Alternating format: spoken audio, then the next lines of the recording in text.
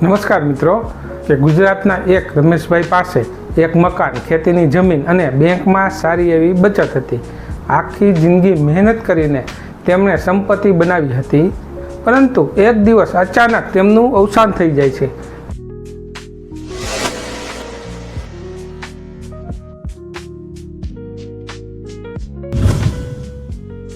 પરિવારને લાગે છે કે હવે આ બધી સંપત્તિ સીધી જ મોટા દીકરાને મળી જશે, પરંતુ થોડા દિવસ પછી પરિવારને ખબર પડે છે કે કાયદો તો કંઈક બીજું જ કહે છે. આજના વિડીયોમાં આપણે જાણીશું કે જો કોઈ વ્યક્તિ વસિયત બનાવ્યા વગર મૃત્યુ પામે તો તેની સંપત્તિ કોને મળે છે, પત્નીનો કેટલો હક હોય છે, દીકરીને કેટલો ભાગ મળે છે અને કયા કેસમાં ભાઈ બહેન પણ વારસદાર બની શકે. વિડીયોને અંત સુધી જરૂર જોતા રહેજો, કારણ કે એક નાની ભૂલ લાખો રૂપિયાની સંપત્તિને વર્ષો સુધી કોર્ટમાં કેસ કરાવી શકે છે. મિત્રો, જ્યારે કોઈ વ્યક્તિ વસિયત બનાવ્યા વગર મૃત્યુ પામે છે ત્યારે કાયદાની ભાષામાં તેને ઇન્ટરેસ્ટેડ ડેથ કહેવામાં આવે છે. એટલે કે વ્યક્તિએ પોતાની સંપત્તિ કોને આપવી તે અંગે કોઈ લેખિત કાયદેસર ઈચ્છા વ્યક્ત કરી નથી. આવા સંજોગોમાં સંપત્તિનું વિતરણ વ્યક્તિની ઈચ્છા પ્રમાણે નહીં, પરંતુ કાયદા પ્રમાણે થાય છે. હવે પ્રશ્ન એ છે કે સૌથી પહેલો હક કોનો આવે? હિન્દુ, બૌદ્ધ, જૈન અને શીખ વ્યક્તિઓ માટે સામાન્ય રીતે હિન્દુ વારસા અધિનિયમ 1956 લાગુ પડે છે.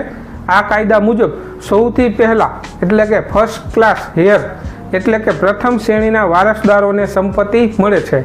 આમાં મુખ્યત્વે પત્ની, દીકરો, દીકરી અને માતા સામેલ હોય છે. ધ્યાન રાખજો, દીકરીને પણ દીકરા જેટલો જ અધિકાર છે. ઘણા લોકો હજુ પણ માને છે કે દીકરાનો હક વધારે હોય છે, પરંતુ કાયદા મુજબ દીકરો અને દીકરી બંને સમાન વારસદાર છે. ચાલો એક ઉદાહરણથી સમજીએ. માનીએ કે રમેશભાઈના અવસાન સમયે પાછળ પત્ની, એક દીકરો, એક દીકરી અને માતા જીવિત હતા. રમેશભાઈની કુલ સંપત્તિ 40 લાખ રૂપિયા છે. હવે આ સંપત્તિ 4 સરખા ભાગે થશે. પત્નીને 10 લાખ, દીકરાને 10 લાખ, દીકરીને 10 લાખ અને માતાને 10 લાખ. હવે માતાને કેમ મળ્યા પૈસા એ મેં અગાઉ જણાવેલ છે વિડીયોમાં, આગળના વિડીયોમાં. એટલે કે કોઈ એક વ્યક્તિ આખી સંપત્તિનો માલિક બની શકતો નથી. હવે એક પ્રશ્ન, જો માતા જીવિત ન હોય તો ત્યારે માત્ર પત્ની, દીકરો અને દીકરી વચ્ચે જ 3 સરખા ભાગ થશે, એટલે દરેકને 1/3 ભાગ મળશે. મિત્રો, અહીં એક મોટી ગેરસમજ દૂર કરવી જરૂરી છે. ઘણા લોકો કહે છે કે લગ્ન પછી દીકરીનો પિતાની સંપત્તિ પર કોઈ હક રહેતો નથી. આ વાત સંપૂર્ણપણે ખોટી છે. લગ્ન પછી પણ દીકરી વારસદાર રહે છે, તેને પણ દીકરા જેટલો જ હિસ્સો મળે છે. હવે વાત કરીએ એક એવા કેસની જે ઘણીવાર જોવા મળે છે.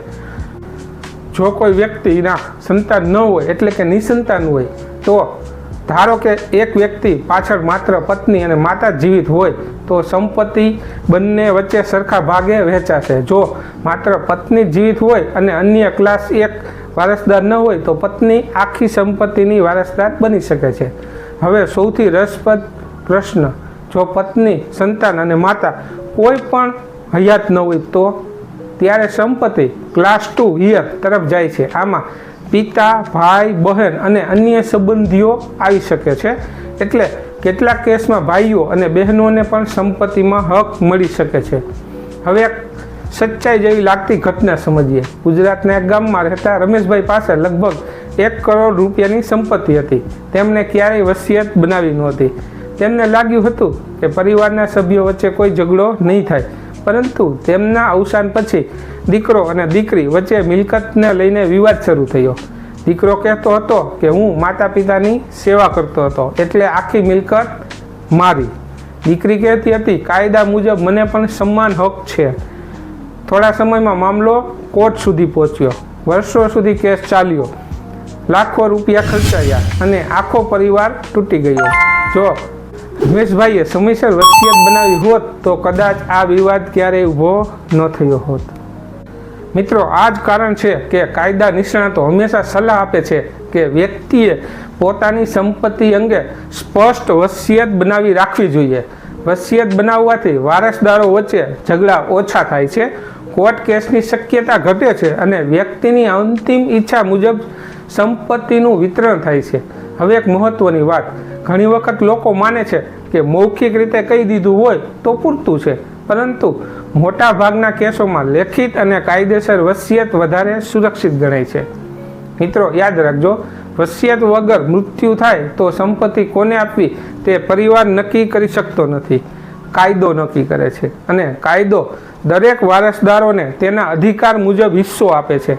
એટલા માટે પોતાની સંપત્તિ, મકાન, જમીન, બેંક બેલેન્સ અથવા અન્ય મિલકતો અંગે સમયસર યોગ્ય કાયદાકીય માર્ગદર્શન લઈને વસિયત બનાવવી ખૂબ જરૂરી છે. જો આ માહિતી ઉપયોગી લાગી હોય તો વિડીયોને લાઈક કરો, શેર કરો અને ચેનલ સબસ્ક્રાઈબ કરો. ધન્યવાદ.